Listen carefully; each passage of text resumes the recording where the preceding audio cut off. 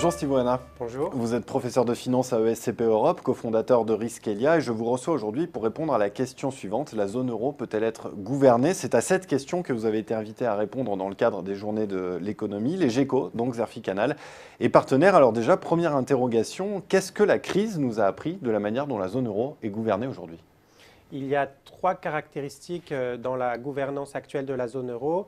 La première, c'est que c'est une gouvernance disciplinaire basée sur les règles. Donc il y a un ensemble de règles budgétaires, réformes structurelles, auxquelles les États membres doivent se plier, avec des pouvoirs accrus pour la Commission pour surveiller l'application de ces règles.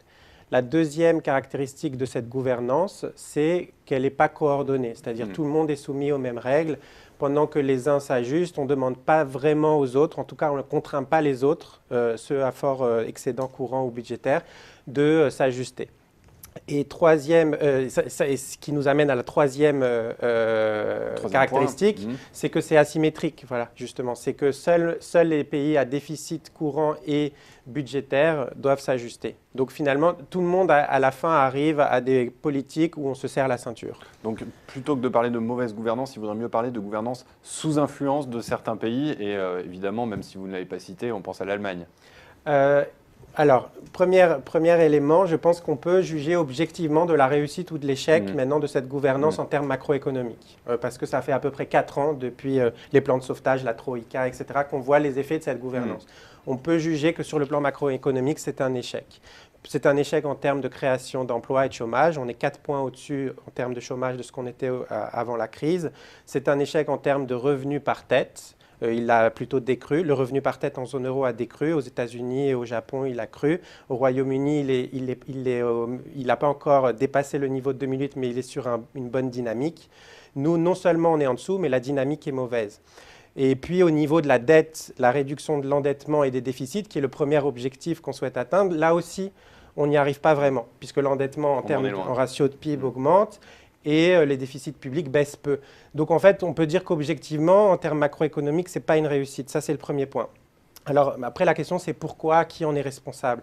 Donc c'est une crise de demande qui paralyse aujourd'hui la zone euro. L'élément essentiel, c'est que la gouvernance accentue la crise de demande. Pourquoi?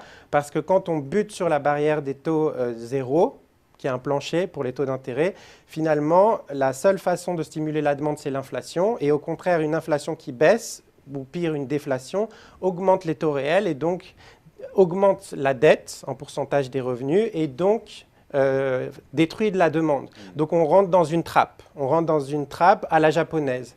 Et pour en sortir?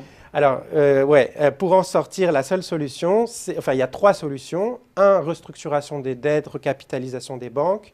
2, levier budgétaire, des déficits publics. Et 3, levier monétaire, l'assouplissement quantitatif de la Banque centrale. Or, dans ces 3 aspects, l'Allemagne a joué un rôle bloquant, objectivement.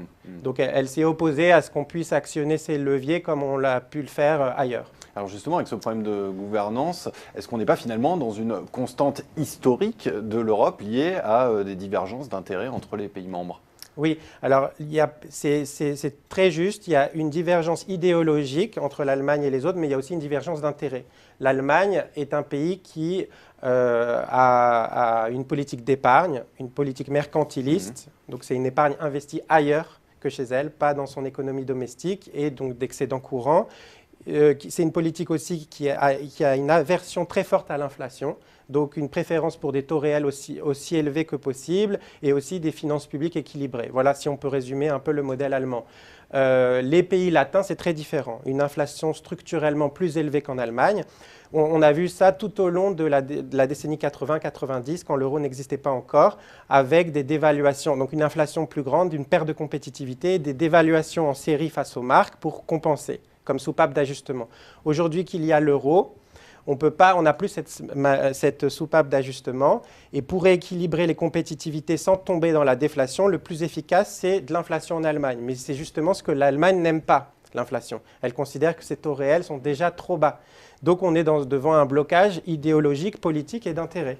Alors on a assisté au premier semestre 2014, à l'occasion de la campagne des Européennes, à un début de débat sur cette gouvernance de la zone euro et sur l'euro comme monnaie en elle-même. Depuis, plus rien. Est-ce que le débat sur l'euro, il est terminé aujourd'hui? Quel est votre sentiment? Alors, je pense qu'il est terminé de fait, mais il ne devrait pas être terminé. Ça va être, à mon avis, le sujet brûlant des années à venir. Pourquoi? Parce qu'en fait, ça ne marche pas. Voilà, la gouvernance actuelle ne marche pas, c'est un échec macroéconomique. On peut essayer de détourner le regard, dire que c'est les réformes qui ne sont pas faites ou je ne sais quoi, mais le problème, c'est qu'on a une crise de demande et que cette crise de demande perdure à cause d'une mauvaise gouvernance de la zone euro. Voilà, ça, c'est les faits. Il y a un moment donné où les pays qui pâtissent le plus de cette situation, c'est les pays latins, notamment aujourd'hui la France et l'Italie.